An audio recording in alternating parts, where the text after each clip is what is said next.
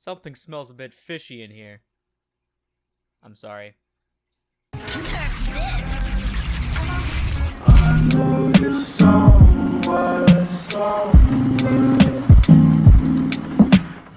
What's going on, everybody? It's Aurora YGO here, coming at you with another part of my series, How Good is the New Blank Support? And as you may know, if you've been keeping up with the Yu-Gi-Oh! TCG and OCG, we are getting a new Duelist pack called, I believe, Duelists of the Abyss, which unfortunately doesn't feature the fucking Mermail cards with Abyss in their names. But anyways, it features, I believe, Mako, Marincess, and, like, Nash/Shark support, right? And so, we finally got some of the Shark support revealed, other than, like, the new Xyz monster, even though, as it says here, we are still missing the main cover monster. And I did a brief run-through, and, yeah, unfortunately, they are still not making Shark an archetype, but, you know, whatever. Some of it also talks about, like, some of the reprints, like, there's some really cool, like, foil reprints coming in this set. But mainly, we're here to talk about the new Shark support, like, quote-unquote support. Support for the series of cards, you know, making rank 4 and 5 water Xyz, I guess. It's still, unfortunately, they are not a archetype. They would finally be the first fish archetype, but we're not allowed to have nice things. But anyways, I'm not going to waste too much more time. Let's go ahead and get right into this, starting off with a Bish Shark, which is a level 5 water fish effect monster, in theme with most of the Shark cards. 1200 attack, 700 defense, and you can only use the first effect of a Bish Shark once per turn. If all monsters you control are water monsters, minimum 1, you can, you cannot special summon monsters for the rest of the turn except water monsters. Also, the next battle damage your opponent takes this turn from a battle involving your number, a monster, and another monster is doubled. And also special summon this card from your hand, and if you do, add a level 3, 4, or 5 fish monster from your deck to your hand, except a Bish Shark. That is a mouthful. So basically, if all the monsters you control are water, you're locked into water, and the next battle damage your opponent takes from your number monster and their monster is doubled, and you special it, and then you get to search for any level 3, 4, or 5 fish monster, which is pretty cool, I guess, because that covers all of the Sharks, 3, 4, and 5. That's like kind of their entire gimmick, so definitely not bad there. Like, free bodies are always welcome in an Xyz spam deck, especially because Shark needed it really bad. They were really bad at doing what they were meant to be doing, which is very unfortunate. And if it's used for the Xyz summon of a number, it can be treated as a level 3 or 4 monster. That is really, really good, actually, because that covers 3 different levels for 1 monster. It's almost as good as Dompier, Vampire, Sheridan, so I really like that. This single-handedly helps Sharks a lot. Again, I don't really think they're going to be, like, good, or see any sort of, like, meta relevance, but if you're a casual Shark player, or you play with your friends, this is going to be a very welcome card in the deck. Like, this is genuinely really cracked for the deck for what it does. That's overall a really good start. Let's go ahead and see what the next one is. Next up, we have Crystal Shark, which I really like. It looks like a dying coral reef, which is actually a really big problem that we're facing with coral reefs. But anyways, this is also a level 5 water fish effect monster. This one has 1100 attack and 800 defense. Down 100 attack, up 100 defense, you know, stonks. And you can only use the first effect of Crystal Shark once per turn. If this card is in your hand or graveyard, you can target a water on the field. Semicolon. Oh yeah, so colon if it's in hand or grave. Semicolon, target a water on the field. You cannot special summon monsters from the extra deck for the rest of the turn except Xyz monsters. Also special summon this card, but banish it when it leaves the field. And if you do, that card's current attack becomes halved. And then if this card is used for the Xyz summon of a number, it can be treated as level 3 or 4 as well. So, honestly, I'd say a Bish Shark is a lot better. This card isn't bad, but it's just really weird. So, it's a free res from Grave, by the way. This is really, really nice. Sorry, I had to swallow my own saliva there. I almost choked on it. But the hand thing doesn't matter because now you have a Bish Shark to kind of swarm from hand. But having it in Grave is really nice, especially if you foolish it off of something. And then, I don't know, it's kind of weird that it has a water's attack. I don't understand the purpose of that. I feel like it would have been fine, but whatever. And also, it's so weird. It locks you into Xyz monsters, so, like, you're not going to be able to link summon or anything, right? And the only way you'll be putting this thing in Grave is, like, tributing it, right? But it says banish it when it leaves the field. But that's not gonna matter. You're locked into Xyz, you're just gonna use it as Xyz material, and Xyz material doesn't get sent to grave or anything, it just goes under, and then it's no longer banished when it leaves the field. So, kinda weird, I don't know. Definitely not as good as a Bish Shark, but definitely is going to see a lot of relevance in a Shark deck. I feel like the latest bit of Shark support we've gotten is like the best, and then we have a few good things like Mermaid Shark and everything else. But these two are very solid, especially a Bish Shark. Very, very cool. I really like their artwork. I've always loved the artwork of the Shark cards, like even though they're unfortunately pretty bad. So, very happy to see that Shark's finally getting some more decent swarming cards, considering they were kind of bad at swarming in the first place. Even though they are locking themselves into Xyz, which kind of sucks, but I guess that is also their gimmick. But that's it for the two monsters that we have revealed, at least so far. Let's go ahead and get on to the back row. So I know it's going to revolve a lot around the rank up magic mechanic, as do most Zexal archetypes, especially because this is a Nash deck / Shark, you know, whoever. But this is Barion's Chaos Draw. It is a normal spell card. To activate this card, you must draw it for your normal draw in your draw phase, reveal it, and keep it revealed until the main phase 1. During your main phase 1 that same turn, you can activate one of these effects. So you send a rank up magic, the 7th one, or 1/7 Emperor's normal spell, so I'm assuming that's what this is, from your deck to the graveyard, and it copies the effect.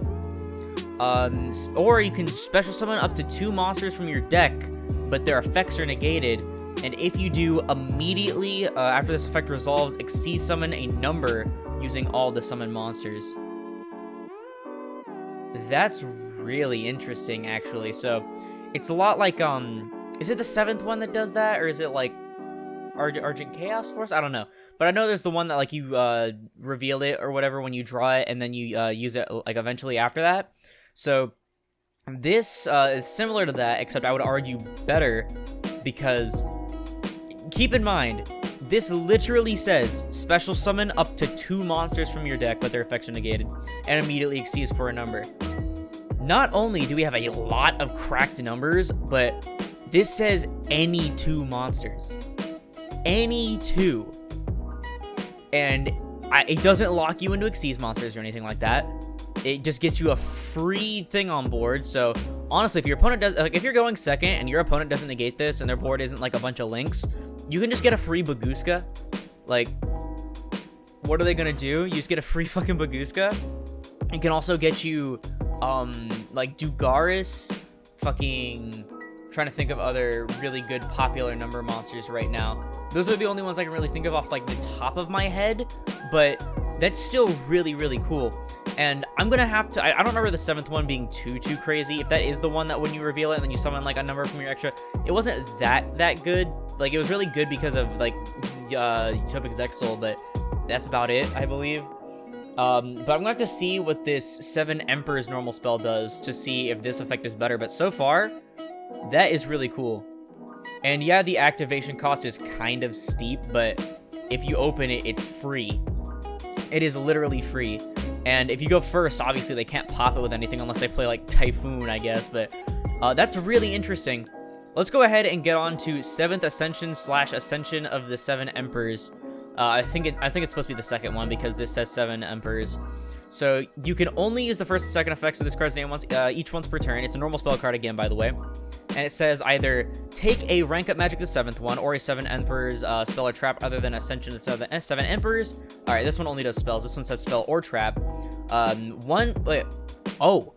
Take one of these 2 other than Ascension, 1 Barian spell or trap, or 1 rank up magic quick play spell from your deck. Oh, or 1. Okay, I thought it said and I was like about to freak out. And either add it to your hand or place it on top of the deck.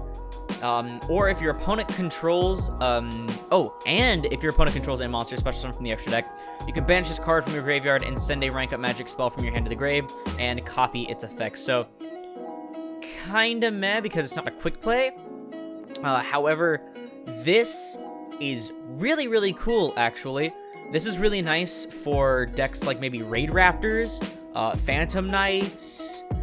Like, obviously, I don't know if they're going to play it, but, you know, it can be used in things like Raid Raptors, Phantom Knights, Gimmick Puppets, which, again, that's not a very good deck, but it can see play in there and make it better. Like, this is a free search for basically every good rank up magic right now. And so that's really cool. And then the Burying Spell and Traps. I don't know how many of these there are. This also searches this, which, I mean, why would you? Because, oh, you can put it on top of your deck. That's really cool. So you can use this, put this on top of your deck, and then next turn you draw it and then can activate it. That's really interesting. I really like that they synergize together like that.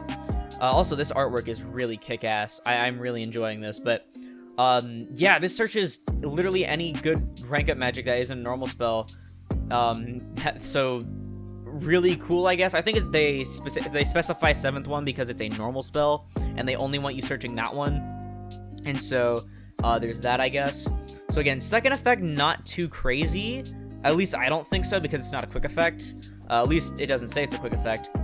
But this first effect is really cool, being able to search for like any rank up magic. Like, this is literally Wise Strix. Like, Wise Strix is usually used to search for your things, but this can search for like the Phantom Knight one, which it can't search for Soul Shave, I know, but you know, it can search the Phantom Knight one and stuff like that. So really nice, actually, if you want to play like a number based or like Xyz based deck and you want to use the rank up magics. Very cool. Finally, we are on to the last card. This is their continuous trap card, Eternity of the Seven Emperors. You can only use the first effect of this card's name once per turn. So you can target an Xyz monster you control that is a number monster with a number between a 101 and 107 in its name. Oh, I'm sorry. Or has such a monster as material, then activate one of these effects. Negate the effects of one face-up monster your opponent controls with equal or lower attack until the end of this turn, or detach all material from the target, then you can special summon a number Xyz monster from your graveyard. Honestly, not that great. Like, the Imperm effect is pretty cool, I guess, if you want to play like a dedicated number deck, but overall, I feel like you should probably just play Imperm itself. Like, I guess this is like recurable. You can use it like multiple times and it's searchable, but I still don't feel like it's too crazy of a card. It's not as crazy as the fucking Nordic spell or Nordic trap card we got if you control an Aesir, fucking Dark Ruler, everything. But not too shabby of an effect because you can use it over and over, just, you know, once per turn. It's a quick effect, being a trap. And then the second effect is kind of lame. Honestly, I get that you're supposed to summon, like, I guess Silent Honor Arc. Does Silent Honor Arc, like, I think it requires to detach material to attach things, so I don't know about that one, Chief. I feel like this really isn't worth it unless you really need that material engraved. So, I don't know. First effect is really cool. Second effect, not too great. But that's going to have to do it for the new Shark cards. I won't be rating the deck like on my usual rating scale because these are just support cards. These aren't like an entirely new deck. However, I will overall like say kind of my opinion on them. Obviously, Shark isn't going to see play unless it becomes an archetype and gets like a Rhoda or something. I don't think it'll ever see competitive play because being this like generic of a series is good in theory, but it locks them not only into water but also Xyz.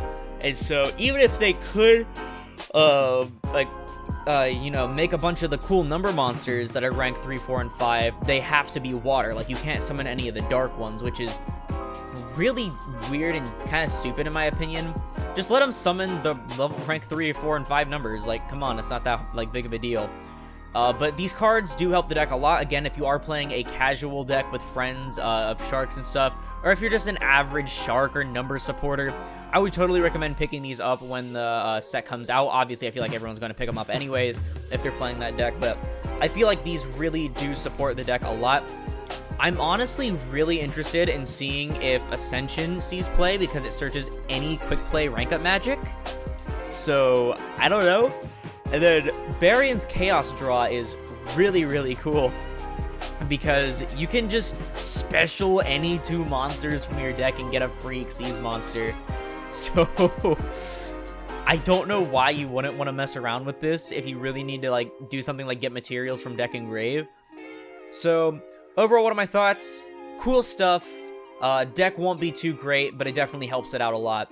But anyways, that is going to do it for the video. If you liked it, please sure hit the like button, as helps put this video and the channel into YouTube recommended. If you really like this content and you want to see more like it, like the rest of my, support card series where I review new support cards and new archetypes, perhaps consider subscribing, because we are on our way to a 500 subscriber milestone.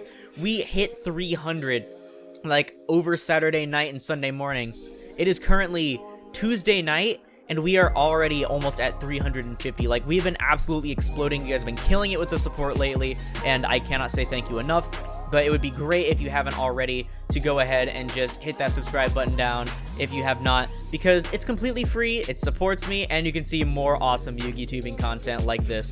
But once again, thank you all so much for watching, and I will see you in the next one. This is Aurora, signing off.